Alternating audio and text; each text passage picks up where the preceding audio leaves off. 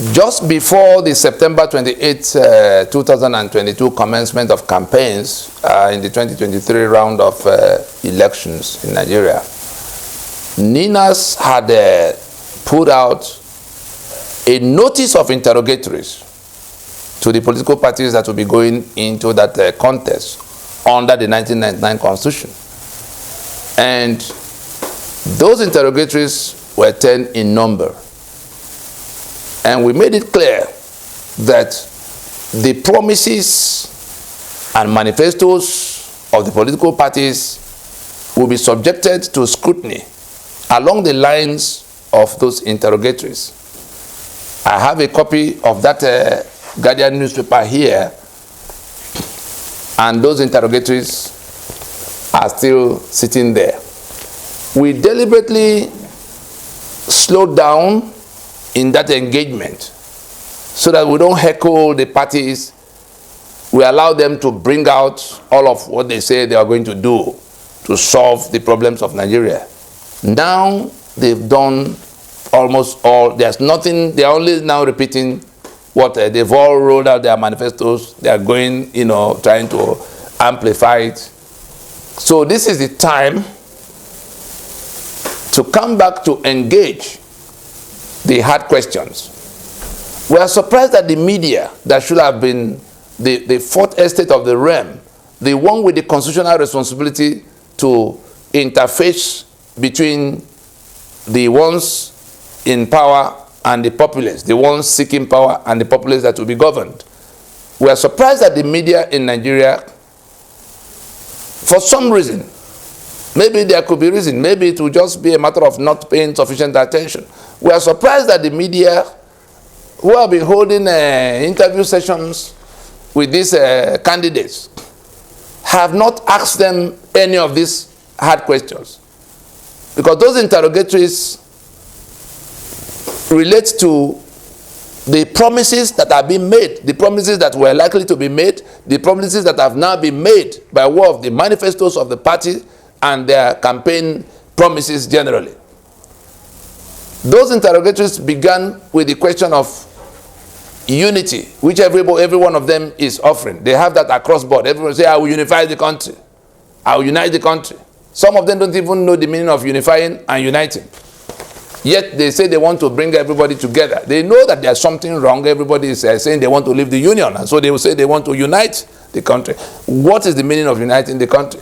And so our number one on the interrogatory list is to define that unity away from the unifying that happened in 1914 that is being kept still by brigandage of unitary constitution, command and control, the unity of the goat and the lion, the unity of the graveyard. Because in the graveyard, there are only two persons, the man that is lying dead and the one that is alive. If that is the peace, when they say peace of graveyard, the unity of lion and sheep. And so, those who are coming to say they will unite, they will unify, NINAS is saying that unless we go to the structural injustice, as Chukwudifo put it, unless we address the reason, unless we address the cause of the agitations. What is the reason of Yoruba people for saying that they are fed up with the Nigerian Union as presently constituted, and therefore they want Odua nation? What is the reason for the Biafra agitation? What is the reason for Ijaw, agitation for resource control? What is the reason for the agitations in the Middle Belt concerning if anybody cannot interpret what Samuel Otom is doing as agitation, then such a person needs to go back to the kindergarten. And so there's this agitation, there's this tearing apart, there's this, determination to leave union. And candidates are coming to say, oh, you will unite them, we unify them, without addressing the cost factor which the Constitution represents. It is the unitary constitutional arrangement that is choking everyone, that is the reason for their wanting to leave, is the reason for the disunity that has now become violent. And so, that is the number one interrogatory. Those who say they are coming to unify, let us ask them how. Because in every one of them, in every one of the 10 interrogatories, we put forward what the problem is, we put forward what the solution should be, and anybody who is saying is coming to solve outside what the Constitution, creates, outside what the Constitution imposes, is talking trash. Because the day after the election, he will then come to tell you, oh, we didn't quite know that the Constitution was bent this way and that way on that subject. So as it is for the question of unity, we dealt with the question of security. You are going to provide security. Some of them are talking about recruiting more policemen. Others are talking about buying more guns. Whereas the basis, the source of the insecurity in the manner we have seen is the fact that those who are suffering from the insecurity are not allowed by your constitution to arrange their security. Arms and ammunition are on the exclusive list. Police and army and other security services are on that exclusive list. And so the controllers of the federal government, the Fulani controllers of the federal government, who are in exclusive control of all the arms and ammunition in the land, will on one hand open the gateway for Fulani to come from all over West Africa to come to your community to kill, without any one of them being arrested to date. Whereas you, who have to be invaded, who is being invaded, who is being killed, like we had Governor Samuel Otom say repeatedly, cannot touch any weapon. There's nobody that is going to solve the question of security without dismantling that impediment, that constitutional impediment. We have the capacity to organize our security. If we take charge of our space and take responsibility for our own safety, for our future, nobody will come from Mauritania to begin to slaughter people in our communities in Bayelsa, in our communities in Yoruba land, in our communities in Igbo land or TV land. Because we are more than able to organize our security. The only reason it's looking intractable now is because the Constitution tie our hands to the back and put the guns in the hands of those who have an agenda to kill us and take our land. Unfortunately for us, our president is their champion. The commander-in-chief over the army and police that should have been providing that protection for us is complicit in the invasion, in the terror we suffer. The candidates that are talking about solving security, but who do not want to talk about this Fulani agenda of conquest, who do not want to talk about the constitution and the exclusive list that put the guns away from our reach, are talking trash. The media should be able to ask them, in the face of this constitutional impediment, how are you going to do it? The same thing as the first one I talked about. The media should be able to ask them, in the face of this source factor, what are you going to do differently? Because the people who are choking, except the choke is removed, you are not talking to them. You certainly are not talking to me. You want to unite me with people who owe it a duty of faith to kill me. I don't want to address that anomaly of their having been in a position to do what endangers my life. And so, as it is for the question of unity, so it is for the question of security, so it is for the question of corruption. They are all coming to say, oh, we'll solve corruption this one, that way. Peter Obi say he will do it one way or the other. But nobody's asking them, like we asked in this interrogatory. The Constitution of Nigeria 1999 creates massive avenues for corruption and comprehensively protects the beneficiaries of corruption. Having given the spare key to the treasury, over to the heads of the executive branch, and having excluded responsibility to the citizen in section 606C that nullifies chapter 2, which grants the citizen his own share of the social contract. And so the government, we are saying all of whatever you say you are going to do about corruption will fail because of what is in black and white inside the Constitution, no matter how well intentioned you are.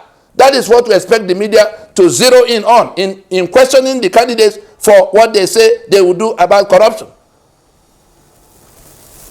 Section 6, subsection 6C, that nullify chapter 2, which provides for everything the citizen may need, including welfare and security, including equal treatment, including healthcare, schools, and all kinds of things. Things that will make life livable are contained in that chapter 2, but section 6, subsection 6C of the Constitution nullify that chapter 2. So the citizen gets nothing. That's in black and white. So the people going to government house, they don't owe you any obligation. That is what it simply translates to. For young people, they don't owe you welfare, they don't owe you security, they don't owe you school, they don't owe you hospital, they don't owe you nothing. In black and white. And they have the spare key. Section 81 says the president must go to National Assembly to get permission to spend money. Section 82 says he can run government spending money subject to dubious limits that practically leaves him with the entire treasury. The governors have the same provision in section 121, 122. Go and verify, for those who verify every other thing, go and verify whether under section 6, section 6C, the government owes you any obligation for anything. Go and verify whether under sections 181, 121, 122, the governors do not have the spare key to the treasury. Go and verify under the Constitution whether in section 81, 82, the president does not have the spare key to the treasury. And then go and verify in section 308 whether those who hold the treasury, who hold control of the treasury, the president and the governors, what immunity is extended to them. They don't owe you obligation. They have the spare key to the treasury, and you can't question them while they're in office. What's anybody going to do about fighting corruption in that circumstance? The corruption is official under this constitution. But you think that officials are corrupt, therefore if you find better people, they'll be... No. The constitution mandates the corruption and protects the beneficiaries comprehensively, beyond your reach. You can't even ask them what they are doing. The constitution puts them beyond sanction. And so you have to wait for 8 years, when they might have invested all the money they stole, and they hand over to somebody who will go to prison if their tenure is investigated. That's what's going on. And so that's about corruption. You come to the cost of governance. We are asking the media of Nigeria to look at these interrogatories. September 26, 2022, page 10 of Guardian newspaper has it. If you also if you Google, you just say notice of NINAS interrogatories to political parties. It will come up. So that these key things they are using they are campaigning about, how they will unify, how they will solve corruption, how they will solve security, how they will solve infrastructure, how they will solve cost of governance and bad leadership. We pointed everybody to the constitutional provisions that make those things impossible. And unless we are conniving, media now, unless we are conniving those who attend town halls, who have opportunity to ask them questions, this is your guide. Because all the things they are telling you they are going to do, they are not going to be able to do. Obedient movement people, go and look for those interrogatories. Notice of NINAS interrogatories to political parties heading to 2023 election under the 1999 Constitution. We are saying that under the 1999 Constitution, these things cannot be done, no matter how well-intentioned your candidate is.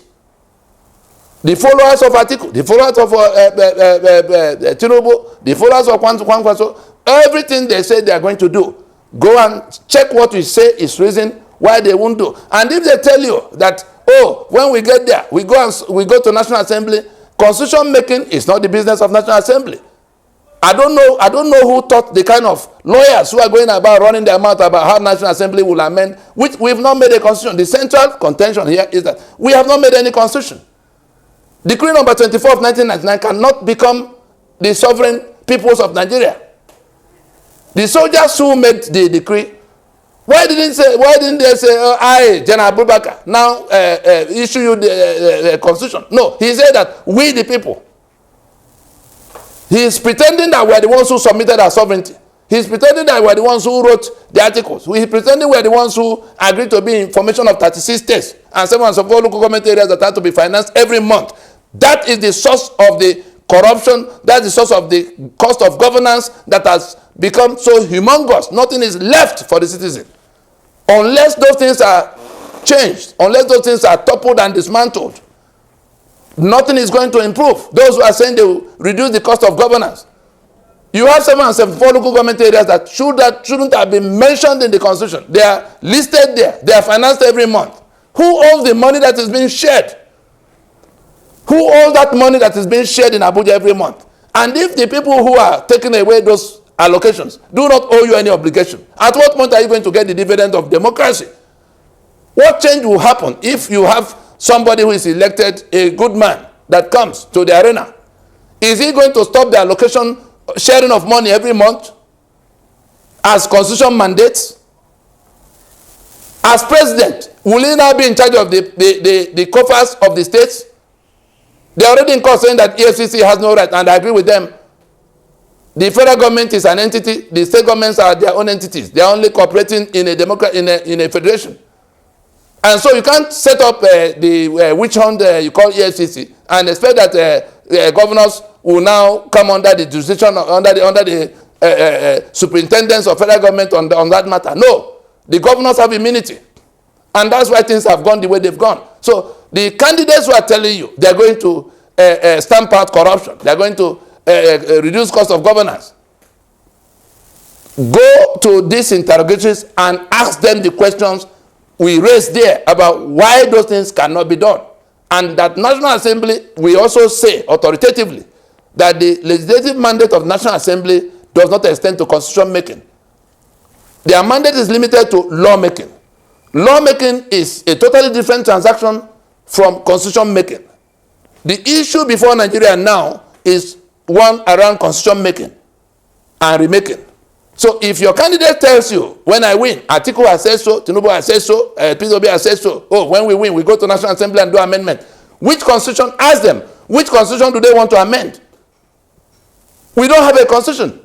Decree number 24 cannot become constitution. No matter how many years we keep it by brigandage. We're keeping it by brigandage now. It will never become constitution. And those who do not understand the meaning of constitution are the ones thinking, well, if one is not good enough, we go and write another. Let me point you to where to go and enlighten yourself. In that preamble to that constitution, go and read it again to see the three false claims that begins with we the people. First question, who are the we the people? Is it members of the Supreme Military Council that are the we the people? Or the constituent components, the Yoruba as Yoruba in Yoruba land, the Ijo as Ijo on Ijo land, the Ogoni as Ogoni in Ogoni land, the Igbo as Igbo on Igbo land, the Tiv as Tiv in Tiv land, in that order. Because there could be Yoruba people in Port Harcourt, there could be Tiv people in Enugu. It's not in that formation that they become that way the people. It is the people that could have been countries of their own, standing on their land, their ancestral land, that are supposed to be making constitution. So that is the first falsehood, we the people. Say, having solemnly resolved to live in, that is, we by ourselves are submitting our sovereignty to become one indissoluble. That's another false claim in that preamble. Then the third false claim is where it says, do hereby make and give unto ourselves the following constitution. The third false claim. So when we say we have not made constitution, we are raising these three questions about who is it that committed our sovereignty to this union of debt, about how we submitted our lands and our people into this union of debt, and how the articles that govern the union is written, because that's where you now begin to see the 36 states, the 704 local government areas, and the 68 items of exclusive list, quite apart from the provisions that encourage corruption. That constitution is reason none of those things will happen, quite apart from what might go wrong with the election. Whether elections take place and a product like a winner emerges, that's a separate kettle of concern. But we're saying that, oh, election has happened. Oh, a candidate has been declared winner. He has been sworn in. The things they have advertised they're going to do are rendered impossible by the contents of the constitution, which we have listed here. Every other thing is a product of ignorance. Every other thing is a product of emotions.